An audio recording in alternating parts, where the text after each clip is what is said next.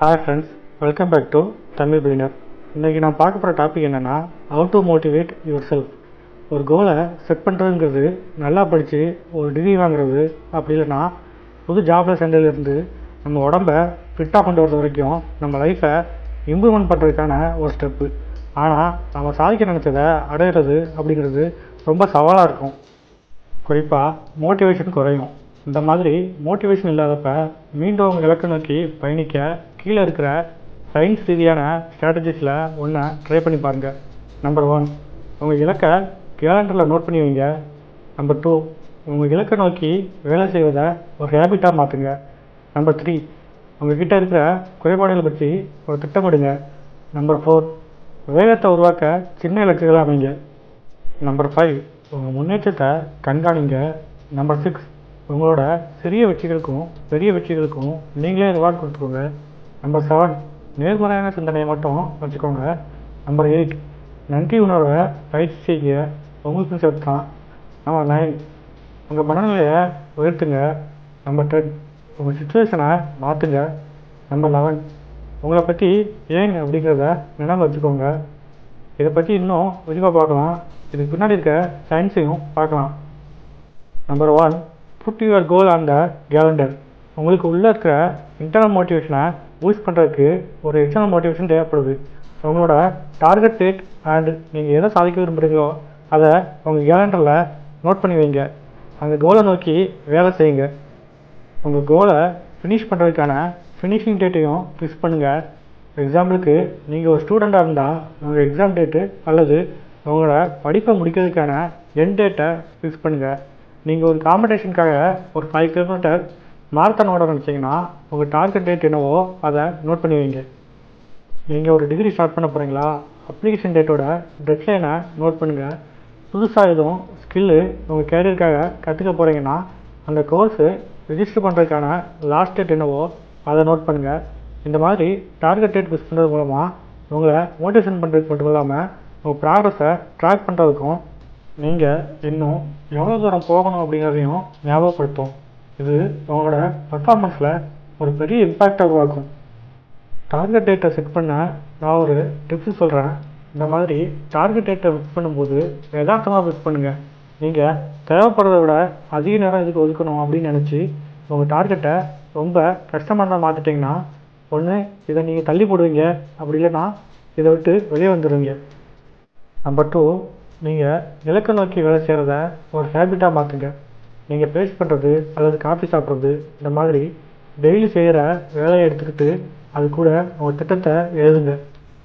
எக்ஸாம்பிளுக்கு நீங்கள் ஒரு மேக்ஸ் சப்ஜெக்டை படிக்க போகிறீங்கன்னா ஒரு கப் டீ சாப்பிட்டா நான் ஒரு 5 மினிட்ஸ் இந்த சப்ஜெக்டுக்காக ஸ்பெண்ட் பண்ணுவேன் அப்படின்னு எழுதி வைங்க. அப்புறம் எக்ஸசைஸ்க்கு நான் மார்னிங் வந்து பேஸ் பண்ண உடனே என் ஒர்க் அவுட் ட்ரெஸ்ஸை போட்டுக்கிட்டு ஜிம்முக்கு போயிடுறேன் அப்படின்னு எழுதி வைங்க. இந்த மாதிரி எழுதி வைக்கிறது மூலமாக இதை ஃபாலோ பண்ணுறதுக்கான வாய்ப்பை அதிகரிக்கலாம். சிறியதாக தொடங்குங்கள். இதுக்கு முன்னாடி உள்ள எக்ஸாம்பிள்லாம் 6 சாப்டர் அவங்க மேக்ஸ் சப்ஜெக்டில் படிக்கணும், 1 மணி நேரம் ட்ரெட்மில்லில் ஓடணும் அப்படின்னு சொல்லலை. ஏன்னா குறைந்த நாட்களில் இந்த மாதிரியெல்லாம் பண்ண முடியாது. உங்களோட ஒர்க்கு சின்னதாக இருக்கும்போது அது தொடங்குறது ரொம்ப ஈஸி. 5 நிமிஷம் படிப்பு, ஒர்க் அவுட் ட்ரெஸ் போகிறது, இது வெளி தோற்றத்தில் சிறிய செயல்கள் உங்கள் மனசில் இருக்கிற வேலையை முதன்மைப்படுத்தும். இது ரெகுலராக பண்ணும்போது நாளடைவில் உங்கள் குறைவான மன எதிர்ப்போடு நீண்ட நேர படிப்பு அல்லது முழு உடற்பயிற்சியை இயற்கையாகவே பண்ண ஆரம்பிச்சிடுவீங்க. 3, உங்கள் குறைபாடுகளை திட்டமிடுங்க. உங்கள் இலக்கை அடையிறதுக்கு உற்சாகத்துடனும் நம்பிக்கையுடனும் இருக்கணும். ஏன்னா ஒவ்வொரு நாளும் திட்டமிட்டபடி சரியாக நடக்காது, ஆனால் பரவாயில்ல, வாழ்க்கையில் இது நடக்கிறது தான். இந்த மாதிரி கஷ்டமான நாட்களில் உங்கள் மோட்டிவேஷனை அதிகரிப்பதற்கான ஒரு வழி அதை பிளான் பண்ணுறது தான். உங்கள் இலக்கை பற்றி நீங்கள் சிந்திக்கும்போது வழியில் வரக்கூடிய விஷயங்களை ஒரு லிஸ்ட்டு போடுங்க. ஒரு ஆன்லைன் கோர்ஸ் எடுக்கிறீங்க அப்படின்னா இன்டர்நெட் கனெக்ஷன் சரியாக இருக்காது. நீங்கள் கோர்ஸ் சொல்லி கொடுத்துட்ருக்கப்ப நடுவில் ஃபோன் கால் வரும். வீட்டில் இருக்க குழந்தைக்கு உடம்பு சரி இருக்காது. நீங்கள் டிஃபிகல்ட்டான கான்செப்ட் பேசுகிறீங்க அப்படிங்கிற உணர்வு. சப்போஸ் நீங்கள் ரன்னிங் போகிறீங்க அப்படின்னா மழை பெய்யுறது, இன்ஜுரி, உடல்நிலை செல்லாமல் போகிறது, வழக்கமாக போகிற நேரத்தை விட தாமதமாக போகலாம் அப்படின்னு உங்களை நீங்களே கேட்டுக்கிறது. நடக்கக்கூடிய அனைத்தையும் நம்மால் கணிக்க முடியாது, ஆனால் தனிப்பட்ட சூழ்நிலையின் அடிப்படையில் அப்பப்போ வரக்கூடிய தடைகளை கணிக்க முடியும். நீங்கள் ஒரு லிஸ்ட்டு போட்ட உடனே இந்த தடைகளை எப்படி கையாளுறது அப்படின்னு பிளான் பண்ணுங்கள். உங்கள் இன்டர்நெட் ஒர்க் ஆகலைன்னா ஆல்ரெடி உங்கள் மொபைல் அல்லது கம்ப்யூட்டரில் வீடியோக்களை டவுன்லோட் பண்ணி வச்சுக்கலாம், அல்லது ஃப்ரீ ஒய்ஃபை இருக்கிற காஃபி ஷாப்புக்கு நீங்கள் போகலாம். இப்போது இந்த மாதிரி தடைகள் வரும்போது உங்கள் மோட்டிவேஷன்லேருந்து சோர்வடைவதற்கு பதிலாக இந்த மாதிரி பிளான் பண்ணி வச்சுக்கிறது மூலமாக உங்கள் வேலையை தடையில்லாமல் செய்யலாம். நம்பர் 4, வேகத்தை உருவாக்க சிறிய இலக்குகள் அமைங்க. நீங்கள் உலகத்தை மாற்ற விரும்புனீங்கன்னா அதை உங்கள் ஏர்லி மார்னிங் பெட்டில் சீக்கிரமாக எந்திரிக்கிறது ஸ்டார்ட் பண்ணுங்கள். இதனால் உங்களோட முதல் வேலையை முடிச்சுடுவீங்க. இது நீங்கள் அடுத்தடுத்த வேலையை செய்கிறதுக்கு உங்களை என்கரேஜ் பண்ணும். தொடர்ச்சியான சிறிய வெற்றிகள் உங்கள்கிட்ட வேகமான உணர்வை உருவாக்க முடியும் அப்படின்னு ஆராய்ச்சிகள் சொல்லுது. இது லாங் டேர்ம் சக்ஸஸ்க்கு மோட்டிவேஷனாக இருக்கும். உங்கள் ப்ராசஸோட ஆரம்பத்தில் பெரிய இலக்கு எதுவாக இருந்தாலும் அதை சிறிய துண்டுகளாக பிரித்து செயல்பட தொடங்கணும். ஒரு நியூ ஜாப் ட்ரை பண்ணுறது ஒரு பெரிய இலக்காக இருக்கலாம். அதுக்காக நீங்கள் ரெஸ்யூம் அப்டேட் பண்ணுறது, போர்ட்ஃபோலியோ வெப்சைட் உருவாக்குறது, சர்டிஃபிகேஷன் வாங்குறது, நெட்வொர்க்கிங் ஈவெண்ட்டில் கலந்துக்கிறது, இந்த மாதிரி சிறிய இலக்குகளில் செயல்பட தொடங்கணும். உங்களுக்கு தெரியுமா, ஒரு புதிய வாரம், மாதம் அல்லது வருஷத்தின் தொடக்கத்தில் இலக்குகளை அமைக்கிறது உங்களுக்கு இயற்கையாகவே மோட்டிவேஷனை கொடுக்கும்.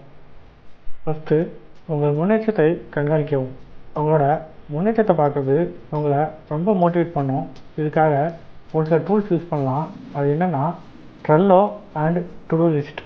இது நீங்கள் செய்ய வேண்டிய பட்டியல் அல்லது கேலண்டர் மாதிரி எளிமையாக இருக்கும். நீங்கள் உங்கள் வேலைகளையும் நாட்களையும் கம்ப்ளீட் பண்ண முடியும். இது உங்கள் பெரிய இலக்குகளை daily, weekly, monthly and yearly create பண்ண பர்சனலைஸ்டு டிஜிட்டல் டாஷ்போர்ட் மூலமாக உதவுது. இன்னொரு ஆப்ஷன் என்னென்னா, ஒரு போர்டு அல்லது பேப்பரில் உங்கள் ப்ராக்ரஸை வரைஞ்சி டெய்லி நீங்கள் பார்க்குற இடத்துல உங்கள் வீட்டு சுவத்தில் தொங்க விட்டுடலாம்.